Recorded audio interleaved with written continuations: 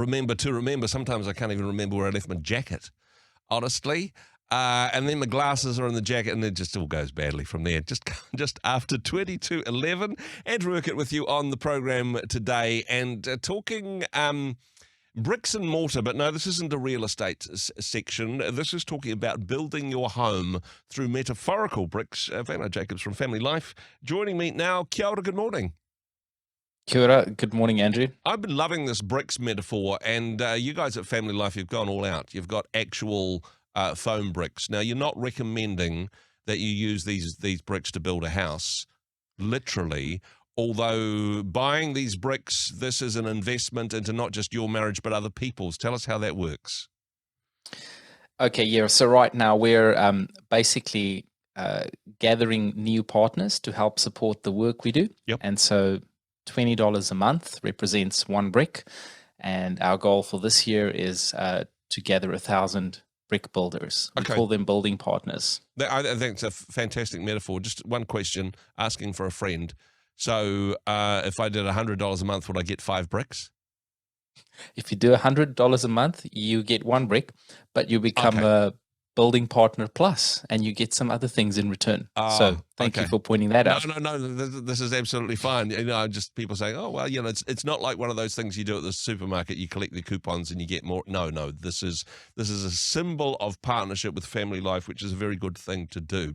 Wanting to unpack this brick metaphor a little bit more. Now, last week we had bricks and we had hammers. The bricks are for building up. The hammers are for knocking down, right? That's right. And we want to think sledgehammer. Yeah. But we actually don't want to think sledgehammer. But in reality, a lot of the things we do in our marriage act like a sledgehammer, and they break down what we're trying to build. Yeah. Okay.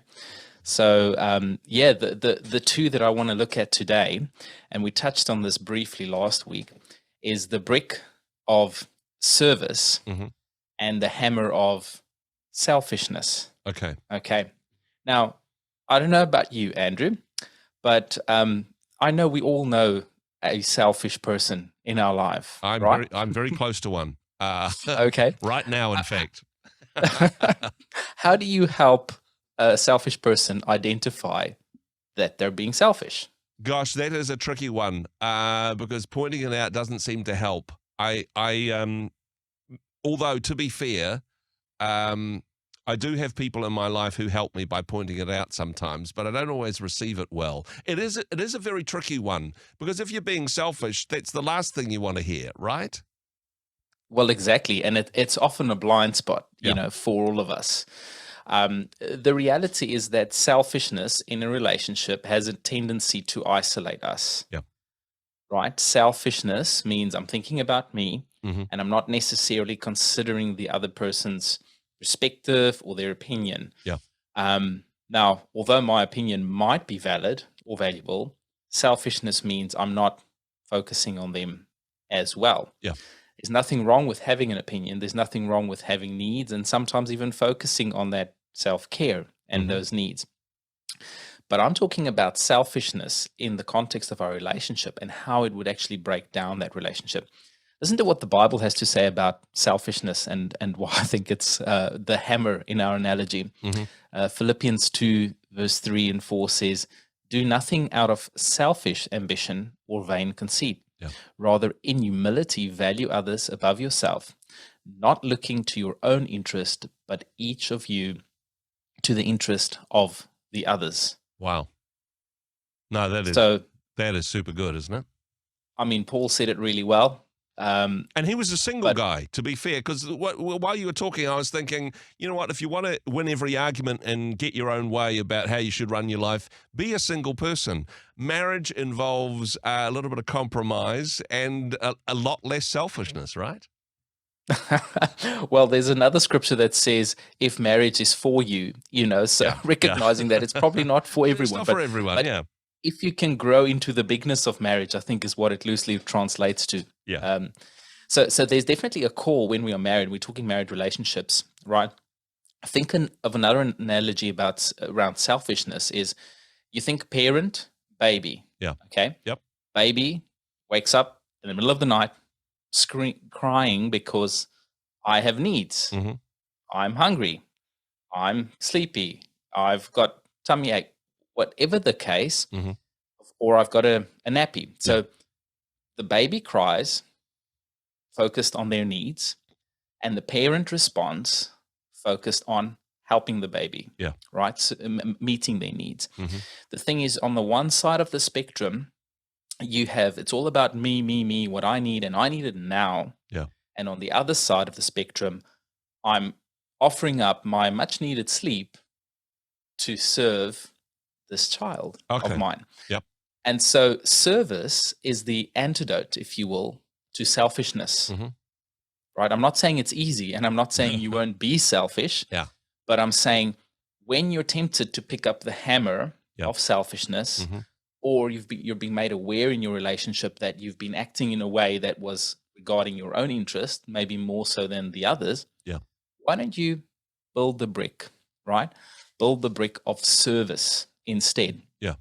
It's like an antidote, really. Mm-hmm. And think of this thing of, okay, sure, I've got needs right now, but what's more important?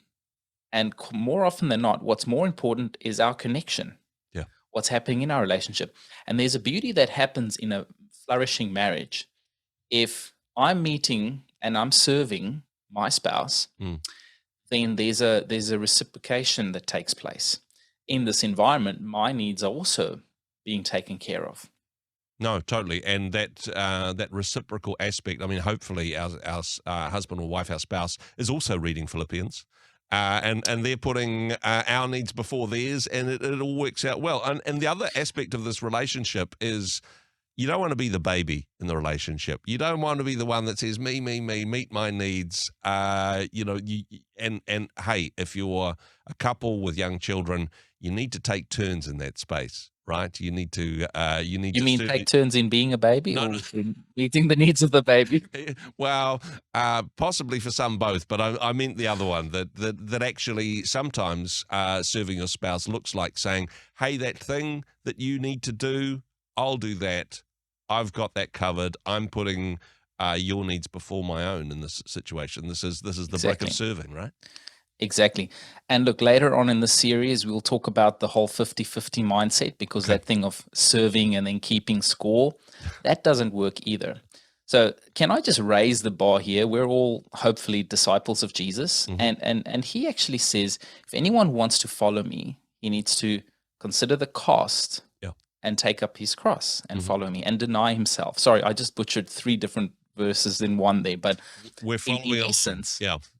in essence, through service, I'm not doing it to receive something back. Yeah. I'm not thinking about what the outcome of this would be. I'm purely doing it in obedience to my Lord and the call to love others Yeah. through serving them.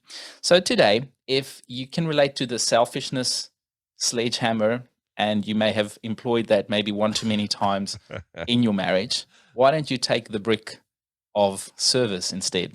Exactly. And hey, be like Jesus, who is the mortar between our bricks in every strong marriage. Wynand, of course, if people wanted to find out more, especially about those cool foam bricks, they can check it out at familylife.nz. Thanks for what you and the team do. Thanks for joining us. Awesome. Thanks for having me. Hey, thanks very much for joining us in the Rhema studio. Thanks very much for watching the interview. It's kind of nice to have an audience, actually. And if you did like what you watched, then do give us a like, do give us the thumbs up. And if you'd like to see more interviews like that one, or perhaps even better, subscribe and those interviews will come straight to you. Don't forget to turn on your notifications, and we'll see you in the next one. Cheers.